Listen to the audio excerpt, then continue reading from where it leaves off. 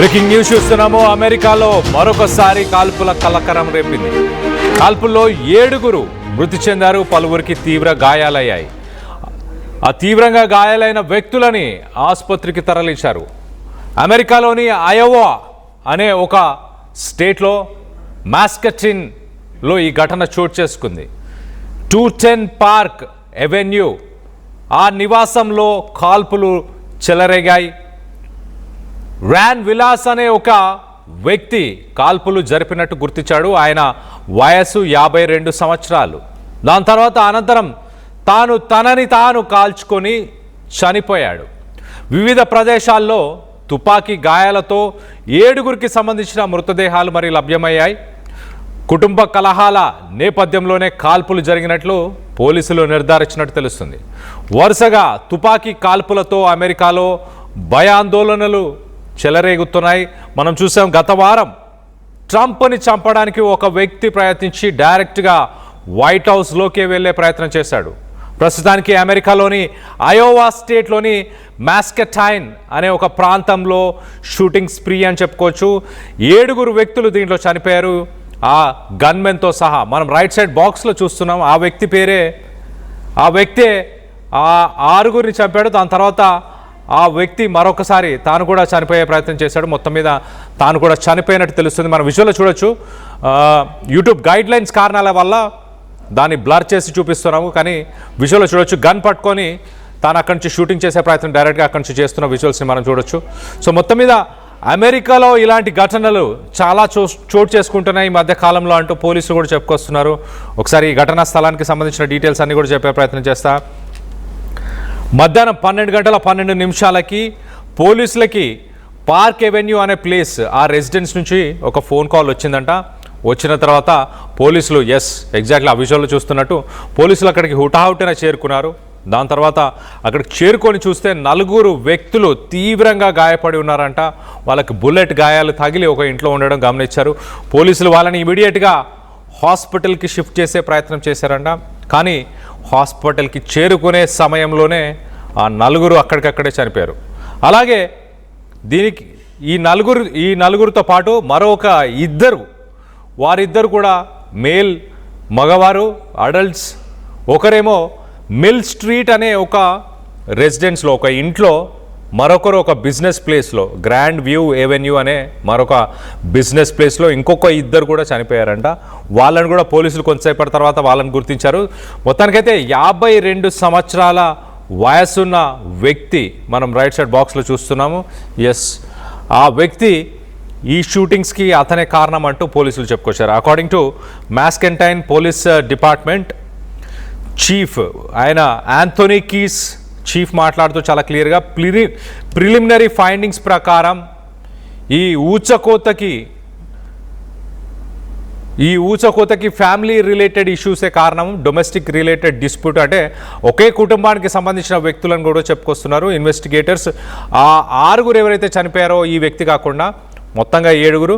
So వాళ్ళందరూ కూడా ఒక ఫ్యామిలీ మెంబర్స్కే, ఎవరైతే కాల్పులు జరిపారో అతనికి సంబంధించిన కుటుంబీకులే అంటూ పోలీసులు ప్రాథమిక విచారణలో చెప్పుకొస్తున్నారు. మరోపక్క మొదట క్రైమ్ సీన్లో ఎక్కడైతే 4 చనిపోయారో అక్కడికి వెళ్ళి 4 షూట్ చేసిన తర్వాత పోలీసులు అక్కడికి చేరుకునే సమయానికి ఈ వ్యక్తి అక్కడి నుంచి పారిపోయాడంట.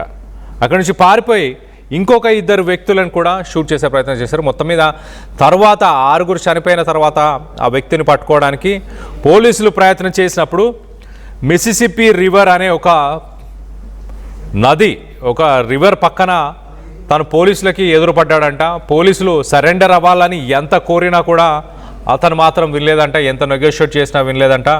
తనకి తానుగా షూట్ చేసుకొని మరి తను గాయపడి అక్కడికక్కడే చనిపోయినట్టు తెలుస్తుంది. మొత్తం మీద ఒక విషాద సంఘటన అని చెప్పొచ్చు. అమెరికాలోని అయోవా అనే ఒక రాష్ట్రంలో ఈ ఘటన చోటు చేసుకుంది. 6 వ్యక్తులని చంపేసి తాను కూడా చనిపోవడం జరిగింది. ఈ మధ్యకాలంలో అమెరికాలో మనం చూస్తే 2026లో సుమారుగా 6 నెలల సమయంలో దాదాపు 200 మంది ఇప్పటిదాకా ఇలాంటి షూటింగ్స్లో చనిపోయారంటూ అమెరికా అధికారులు చెప్పుకొస్తున్నారు. సో ఈ మధ్యకాలంలో ఇలా షూటింగ్స్ ఎక్కువ అవుతున్నాయి, గన్ యూసేజ్ ఎక్కువ అవుతుంది అంటూ అమెరికాలో చాలామంది నిరసన తెలియపరుస్తున్నారు. రానున్న రోజుల్లో కొంత స్ట్రిక్ట్ లాస్ని కూడా తీసుకురావాలి, అమెరికాలో ఉండే ప్రజలకి భద్రత కల్పించేలాగా ప్రయత్నం చేయాలి ప్రభుత్వాలు అంటూ కూడా స్థానికంగా ఉన్న ప్రజలందరూ కూడా చెప్పుకొస్తున్న పరిస్థితి ప్రస్తుతానికి. అమెరికాలో ఘోర ప్రమాదం అని చెప్పొచ్చు, ఘోరమైన ఒక దారుణమైన పరిస్థితి అని చెప్పొచ్చు. గన్స్ విచ్చలవిడిగా దొరకడం వల్ల ఇలాంటి ప్రమాదాలు పొంచి ఉన్నాయంటూ ప్రజలు మాట్లాడుకొస్తున్నారు. అలాగే దీనికి సంబంధించి మనం చూడొచ్చు ఆ విజువల్లో ఆ వ్యక్తి ఒకసారి రైట్ సైడ్ బాక్స్లో మనం చూస్తే అతన్ని ఒక ఫోన్తో పాటు రికార్డ్ చేసే ప్రయత్నం చేస్తున్నప్పుడు ఆయన డైరెక్ట్గా గన్ను తీసి అక్కడ ఎవరైతే ఫోన్తో షూట్ చేసే ప్రయత్నం చేస్తున్నారో వాళ్ళకి ఆ గన్నును పెడుతున్న విజువల్స్ని మనం చూస్తున్నాం రైట్ సైడ్ బాక్స్లో. సో మొత్తం మీద ఇలాంటి ఒక ఘటన ప్రస్తుతానికి అమెరికాలోని అయోవా అనే ఒక నగరంలో ఈ ఘటన చోటు చేసుకుంది. తన ఫ్యామిలీ మెంబర్స్తోనే గొడవ కారణంగా 6గురిని చంపి తాను కూడా చనిపోవడం జరిగింది. ఒక విషాద సంఘటన అని చెప్పొచ్చు. పోలీసులు ఎంతగానో ప్రయత్నించాడు, తనని సరెండర్ అయిపోమని చెప్పే ప్రయత్నం చేసినా కూడా ఆ మాటను కూడా లెక్క చేయకుండా మిసిసిపి అనే ఒక నది పరివాహక ప్రాంతంలో తనని తాను షూట్ చేసుకొని అక్కడికక్కడే మరణించిపోయాడు. సో మొత్తం మీద 6గురు ప్రాణాలను తీసి తన ప్రాణాలను కూడా తీసుకున్నాడు 52 సంవత్సరాల వ్యక్తి. ఈ ఘటనలో గాయపడ్డ వాళ్ళు, చనిపోయిన వారందరూ కూడా తన కుటుంబానికి సంబంధించిన వ్యక్తులుగానే ప్రస్తుతానికి పోలీసులు చెప్పుకొస్తున్నారు. 52 సంవత్సరాల ఆ వ్యక్తి చేసిన ఈ ఘటన పైన మీ అభిప్రాయాలు ఏంటనేది కింద కామెంట్ రూపంలో తెలియపరచండి. అలాగే అమెరికాలో 2026లో ఒకసారి చూస్తే 165 ఇలాంటి మాస్ షూటింగ్స్, అంటే మాస్ షూటింగ్ అంటే ఒక్కసారి విచ్చలవిడిగా ఇష్టానుసారంగా ఆ ప్రదేశంలో ఉన్న వ్యక్తులపైన కాల్పులు జరిపితే దాన్ని మాస్ షూటింగ్ అంటారు.